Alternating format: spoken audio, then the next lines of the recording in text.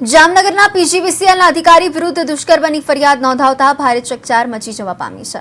ધ્રોલમાં પીજીવીસીએલના જ કોન્ટ્રાક્ટરની પત્ની ઉપર પહેલા નજર બગાડી અને બાદમાં સંપર્ક કરીને દુષ્કર્મ આચર્યું હતું।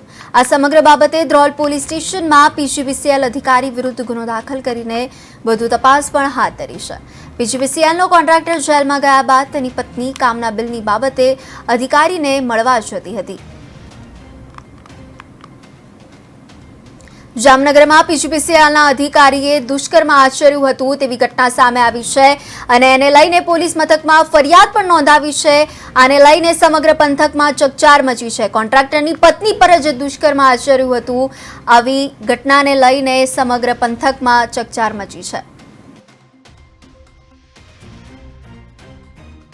જે ફરિયાદી છે એમને ધ્રોલ ખાતેની ખાનગી હોટેલમાં બોલાવી એમની મરજી વિરુદ્ધ શરીર સંબંધ બાંધેલા હોય તો આ બાબતની દુષ્કર્મની ફરિયાદ ધ્રોલ પોલીસ સ્ટેશનમાં દાખલ કરવામાં આવેલ છે અને